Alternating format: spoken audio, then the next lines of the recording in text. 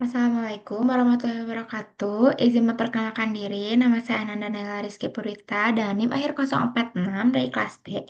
Di sini saya akan mempresentasikan PPT KF1 yang dijuduli oleh identifikasi senyawa farmasi. Yang pertama, ini ada daftar isi. Bagian satunya merancang prosedur analisis identifikasi senyawa menggunakan 4 metode.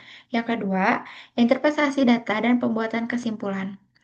Selanjutnya, ini ada merancang prosedur, senyawa yang akan diidentifikasi memiliki struktur dengan gugus, cincin purin, gugus amino, gugus amida, gugus eter, dan gugus hidroksil. Berdasarkan analisis struktur, senyawa ini adalah antivirus golongan nukleosida analog. Rumus molekulnya, golongannya nukleosida purin analog. Selanjutnya, ada diagram alir reaksi gugus fungsi. Lanjut ke prosedurnya. Yang pertama, siapkan sampel sebanyak 5 mg, larutkan dalam Aquades 5 ml. Selanjutnya, uji gugus hidroksil. Tetesi 1 ml larutan sampel ditambah FeCl3 1%. Hasilnya akan positif, warna ungu atau coklat. Selanjutnya, uji gugus amida, tambah NaOH 2N ditambah lalu dipanaskan, hasilnya akan positif, bau NH3 kertas lakmus merah menjadi biru. Selanjutnya, uji gugus eter. Reaksi dengan HI pekat, hasilnya akan positif, kristal iodoform. Selanjutnya, uji Bayer, ikatan rakap. Tetesi KMNO4 0,1%, hasilnya positif, warna ungu, hilang, bisa disebut dekolorisasi. Selanjutnya ada diagram alir reaksi alkaloid. Lanjut ke prosedur. Yang pertama, siapkan sampel 10 mg larutan dalam HCl2N sebanyak 5 ml pH asam untuk protonasi alkaloid. Selanjutnya, saring jika perlu, ambil 1 ml filtrat bagi 3 tabung reaksi. Selanjutnya, tabung A, reaksi Mayer menggunakan K2HgL4, hasilnya akan positif, endapan, putih atau krem. Ada alkaloidnya. Selanjutnya, di tabung B, reaksinya menggunakan Dragendorf KBl4, hasilnya positif, endapan jingga atau merah, ada alkaloid. Selanjutnya, tabung C, reaksi Bouchardat menggunakan Ki ditambah L2, hasilnya positif, endapan coklat, ada alkaloid. Selanjutnya, catat mengandung cincin purin dengan N tersier positif lemah atau negatif pada reaksi alkaloid. Selanjutnya ada diagram alir spektrometri UV vis. Prosedurnya UV vis timbang seksama 10 mg larutan dengan HCl 0,1 N dalam labu 100 ml. Pipet 1 ml, encerkan dengan HCl 0,1 N hingga 10 ml. Selanjutnya, konsentrasi 10 ppm. Selanjutnya, siapkan belangko HCl 0,1 N tanpa sampel. Selanjutnya, ukur aborsi pada rentang lambda 200 sampai 400 nm dengan spektrometer UV vis panjang sel 1 cm. Selanjutnya, identifikasi lambda dari puncak spektrum. Selanjutnya, bandingkan lambda maksimal hasil dengan lambda maksimal baku perbanding. Dalam literatur, hitung absorptivitas molar EPS menggunakan hukum Laberberg. Selanjutnya ada diagram alir spektrometri. Lanjut ke prosedur. Yang pertama, siapkan sampel sebanyak 2 mg dalam kondisi kering. Jika ada air, keringkan terlebih dahulu. Selanjutnya, metode KBR, gerus halus sampel ditambah KBR perbanding 1:100. Tekan dengan press hidrolik menjadi disks transparan. Selanjutnya, pasang disks pada holder spektrometer IR. Selanjutnya, rekam spektrum pada bilangan gelombang 400 sampai 400 cm. Selanjutnya, identifikasi puncak absorpsi karakteristik. Di sini ada bagian 2, interpretasi data dan kesimpulan.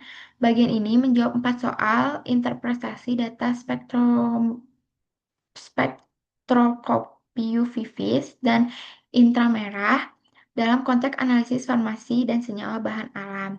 Setiap soal dikaji berdasarkan prinsip analitik dan dibandingkan dengan data literatur. Soal pertama, soal kedua ada bakao jamu asmogen. Soal ketiga ada chloramphenicol. Soal ketiga dan keempat ada diagram. Selanjutnya, ini ada soal 1A, prinsip analisis kualitatif UV-Vis. Em, Prinsip analisis kualitatif UV-Vis, spektrometri UV-Vis memanfaatkan kemampuan molekul menyerap radiasi elektromagnetik pada panjang gelombang 200 sampai 400 nm UV. Senyawa yang memiliki elektronik ikatan rangkap atau elektron non-bonding dapat mengalami transisi elektronik ketika menyerap foton UV. Energi foton yang diserap selisih energi antar orbital.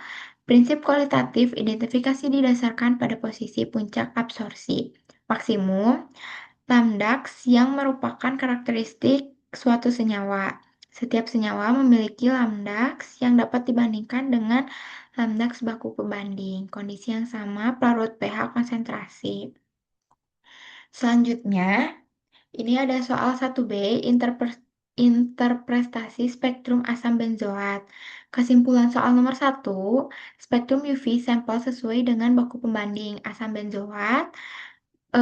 Bukti 1, lambda sampel 230 nm dan 273, nm, lambda baku 200 nm dan 274 nm.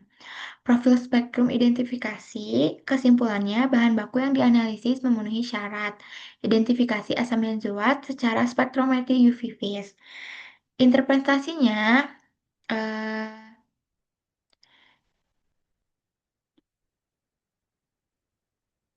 selanjutnya ada pengamatan spektrum sampel. Spektrum UV sampel asam benzoat menunjukkan puncak lambda. Kedua puncak ini berasal dari transisi elektronik cincin benzena terkonjugasi dengan gugus. Selanjutnya ada perbandingan dan kesimpulan. Spektrum UV baku pembanding asam benzoat etanol menunjukkan lambda maksimal 230 nm dan lambda maksimal 274. Pola spektrum memiliki dua puncak khas untuk asam benzoat selisih lambda max sampel versus baku masih dalam batas 2 nm. Selanjutnya, soal nomor 2 ada analisis BKO jamu asmogen. Yang pertama ada transisi elektronik cincin benzenanya dari gugus kromofom aromatik terkonjugasi. Selanjutnya ada dugaan gugus epis 9,900 Elmol masuk kategori sedang tinggi. Kesimpulannya soal nomor 2 sama dengan 9/900. Dugaan BKO-nya senyawa aromatik kok terkonjugasi kemudian paracetamol atau ibuprofen perlu dikonfirmasi lebih lanjut dengan IR dan MS. Selanjutnya, soal nomor 3, analisis bahan baku chromaphenicol, data organoleptiknya dan fisikanya. Chromaphenicol teratur serbuk hablur, putih, keabu-abuan, hingga putih kekuning-kuningan. Rasanya pahit, tidak berbau, tidak melebur. Reaksi kimianya gugus fungsi FeOH dan gugus NO2 aromatik nitro yang terreduksi positif reduksi amin. Selanjutnya spektrum UV dan IR-nya. Lambda sampelnya 278 nm vs literatur klorophenicol. Semua pita khas klorophenicol teridentifikasi. Selanjutnya yang soal nomor 3, kesimpulan chloromaphenol. Organoleptiknya serbuk hablur, putih kecoklatan, hidrokopis, pahit, tidak berbau. Fisikanya titik lebur sesuai. Sifat atmosfernya chloromaphenol, instrumennya reaksi kimia UV. Semua kelompok genetik gugus muncul sesuai kesimpulan sampel positif mengandung kloromafenikol. Selanjutnya, senyawa isolasi bahan alam. Data pengujiannya, organoleptiknya serbuk habur, putih kecoklatan, pahit, tidak lebur, kelarutannya larut air dan eta reaksi, ditambah FeCl3. Analisisnya, FeCl3 ada gugus fenol, positif pelepasan NH3. Kesimpulannya, soal nomor 4 dengan MR 151, Lambdax-nya 243 nm, Fs-nya 17,100, gugus fenol, amida atau amida, ester atau akton, dan ikatan tak jenuh aromatik diduga senyawa adalah parasetamol. Mungkin sekian presentasi dari saya. Maaf bila ada salah kata. Wassalamualaikum warahmatullahi wabarakatuh.